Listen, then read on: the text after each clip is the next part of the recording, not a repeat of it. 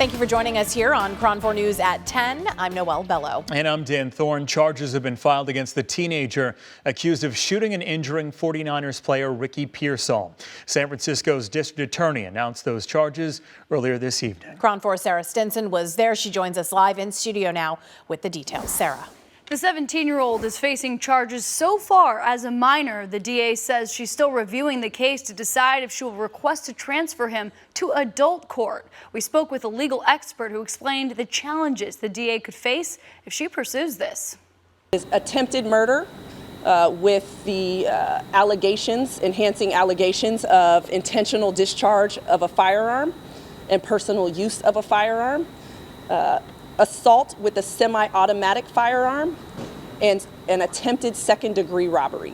These are the charges a 17-year-old from Tracy faces, accused of shooting 49ers wide receiver Ricky Pearsall in the chest Saturday in a robbery attempt in the city's Union Square. San Francisco District Attorney Brooke Jenkins filed and announced these charges Tuesday night. She says they're still determining whether to charge the teen as an adult. We have a lot to review as far as not only this case, but the background of the minor. DA Jenkins explained the procedure she would have to follow if she decided to move forward with adult charges, which requires that a judge rule on the minor's fitness to be transferred to adult court, which essentially means that the juvenile system would not be equipped to rehabilitate that minor. Legal expert Michael Cordoza says it's very difficult to get a judge to approve this in California. Judges have listened to scientific evidence that says that young minds, these 16 to 25-year-olds' brain isn't fully developed, that frontal lobe,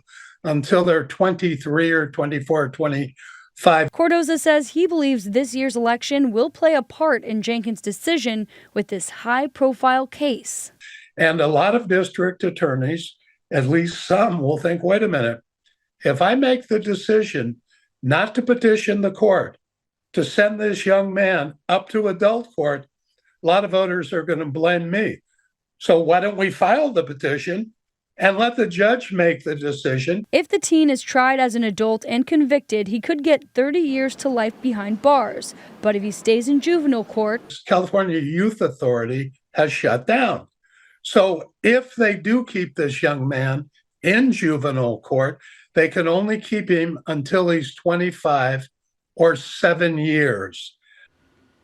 The teen is scheduled to be arraigned Wednesday afternoon at 1:30 at the Juvenile Justice Center, and then we'll have to see what happens next. Yeah, Sarah, do we know how long it's going to take the DA to make that decision to try him as an adult?